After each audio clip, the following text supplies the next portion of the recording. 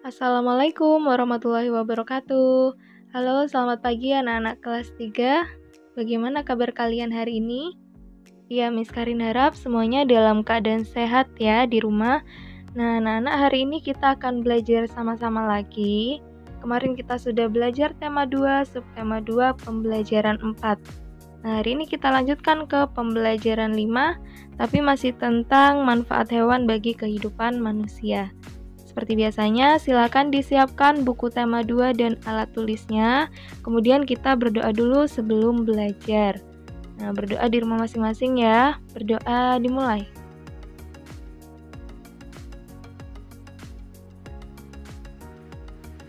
Berdoa selesai. Oke anak-anak, kalian bisa membuka buku tema 2 pada halaman 90 ya. Kita akan belajar pembelajaran 5. Nah, di sini Miss Karin mempunyai gambar. Nah, ini hewan apa anak-anak? Iya, ini adalah kambing. Kalian pasti tahu kambing ya. Kemudian, nah di sebelahnya itu hewan apa? Hewan ini mirip dengan kambing, yaitu domba. Mungkin bedanya antara domba dan kambing, yaitu domba bulunya lebih tebal ya. Tapi mereka ini masih dalam satu keluarga anak-anak. Nah, jadi mempunyai kemiripan. Nah, kalian pasti tahu bahwa kambing dan domba itu sangat bermanfaat bagi kehidupan manusia. Contohnya apa, Miss? Nah, contohnya kalian lihat gambar berikut. Nah, itu gambar sate. Sate itu biasanya terbuat dari daging ayam atau daging kambing. Nah, jadi salah satu manfaat kambing atau domba itu bisa dimanfaatkan dagingnya untuk dijadikan sebagai bahan makanan anak-anak. Nah, satu lagi apa, Miss? Nah, satu lagi yaitu susu. Nah, siapa di sini yang pernah minum susu kambing? Mungkin masih jarang ya. Jadi, kambing ini seperti sapi anak-anak, bisa diambil susunya untuk diminum manusia. Nah, jadi manfaat kambing yang kedua adalah susunya. Kita bisa mengambil susunya untuk kesehatan tubuh. Kemudian yang selanjutnya di sini ada gambar pakaian. Nah, pakaian ini terbuat dari bulu domba. Biasanya anak-anak, pakaian ini digunakan saat cuaca dingin. Jadi fungsinya untuk menghangatkan tubuh ya. Nah, jadi itulah manfaat kambing yang dapat kita ambil. Nah, jadi banyak sekali anak-anak. Yang pertama bisa dijadikan sebagai sumber makanan atau olahan makanan ya. Kemudian bisa dijadikan sebagai bahan dasar pakaian. Dan masih banyak lagi manfaat dari hewan itu. Nah, kemarin di pembelajaran 4, anak-anak sudah membaca dongeng yang berjudul Anak Gembala dan Serigala. Nah, kalian masih ingat ceritanya? Iya, Miss Karin ceritakan sedikit lagi ya, untuk mengingatkan kalian. Jadi, Anak Gembala dan Serigala ini menceritakan di suatu hari ada seorang anak gembala yang menggembala domba di dekat hutan. Kemudian tiba-tiba dia itu teringat ucapan tuannya. Jadi tuannya itu berkata, "Apabila kamu melihat serigala datang dan menyerang domba, kamu harus berteriak memanggil bantuan. Orang sekampung akan datang membantumu." Nah, seperti itu ucapan tuan anak gembala. Kemudian anak gembala itu terfikir anak-anak. Ia berpura-pura didatangi oleh seekor serigala, sehingga orang-orang kampung itu datang untuk menolongnya. Tetapi dia itu berbohong. Nah, kemudian dia tertawa karena berhasil membohongi orang-orang kampung. Nah, kemudian kedua kalinya dia berteriak lagi. Dia pura-pura lagi didatangi oleh seekor serigala. Nah, orang-orang kampung datang lagi anak-anak, berniat untuk menolong anak tersebut. Tetapi akhirnya anak itu tertawa lagi karena sudah berhasil membohongi orang-orang kampung. Nah, yang ketiga kalinya dia benar-benar didatangi oleh seekor serigala. Tapi tidak ada yang menghampiri anak itu untuk menolongnya. Karena orang kampung itu berpikir bahwa anak gembala itu berbohong lagi. Nah, jadi itu isi cerita dari Anak Gembala dan Serigala. Nah, sampai sini anak-anak pasti tahu ya pesan yang terkandung di dalam dongeng tersebut. Nah, di sini coba kalian perhatikan. Susunlah kata-kata di bawah ini sehingga menjadi sebuah pesan moral. yang terdapat pada dongeng Anak Gembala dan Serigala. Nah, jadi kalian diminta untuk menyusun kata-kata itu. Kira-kira pesannya apa ya anak-anak? Iya, betul.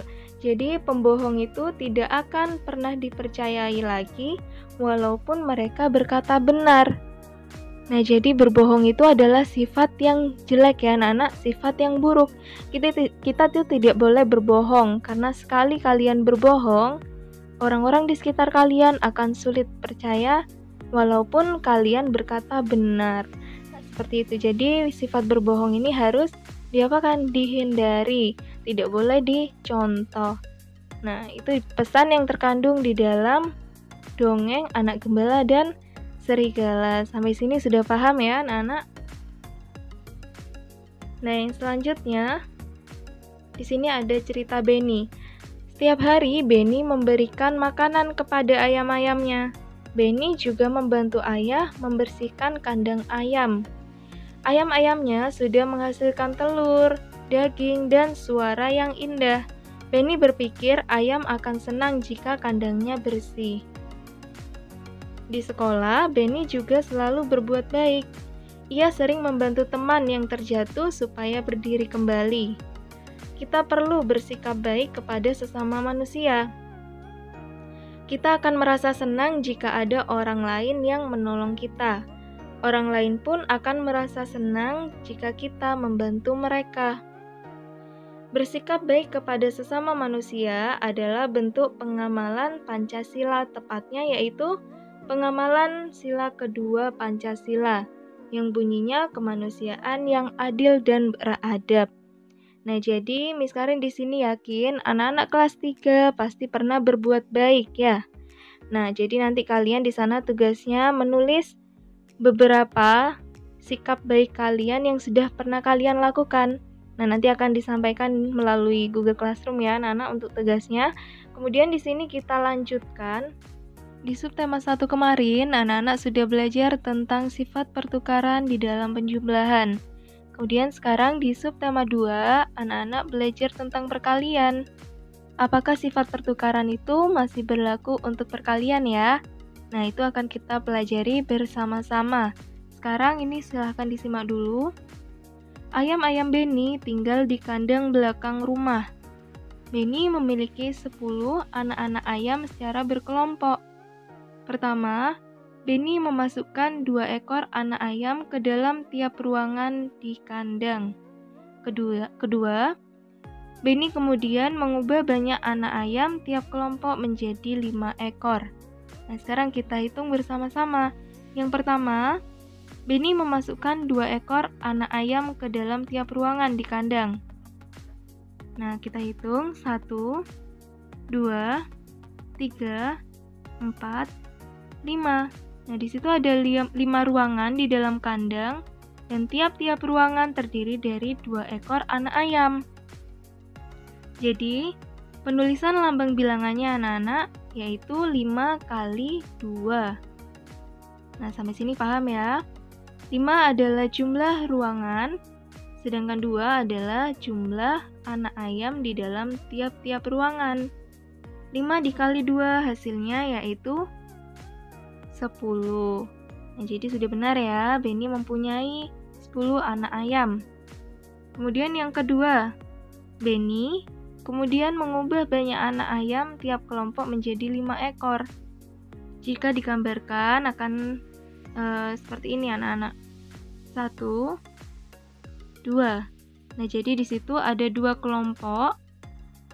Tiap-tiap kelompok terdiri dari 5 ekor anak ayam. Jadi penulisan lambang bilangannya yaitu 2 kali 5. 2 adalah jumlah kelompok, 5 adalah jumlah anak ayam tiap-tiap kelompok. Sampai sini paham ya? Oke, berarti 2 kali 5 hasilnya berapa? 10. Nah, dapat disimpulkan berarti anak-anak. Jadi, 5 kali 2 sama dengan 2 kali 5. Karena hasilnya sama-sama 10. Oke, berarti juga dapat disimpulkan bahwa sifat pertukaran ini juga berlaku di dalam perkalian. Nah, sampai sini anak-anak sudah paham ya? Nah, jika sudah paham, ada tugas untuk kalian. Silahkan kalian bisa cek di Google Classroom nanti dengan bantuan orang tua kalian ya. Nah, jika ada yang kurang dipahami, kalian bisa bertanya kepada Bapak Ibu Guru. Nah, sampai sini materi kita hari ini sudah habis anak-anak. Oke, jangan lupa untuk mengerjakan tugasnya dengan baik ya. Semoga apa yang Miss Karin sampaikan dapat dipahami oleh anak-anak. Kemudian tetap jaga kesehatan dan jangan lupa untuk tetap semangat belajar di rumah. Oke, Miss Karin akhiri. Mohon maaf apabila ada kesalahan. Wassalamualaikum warahmatullahi wabarakatuh.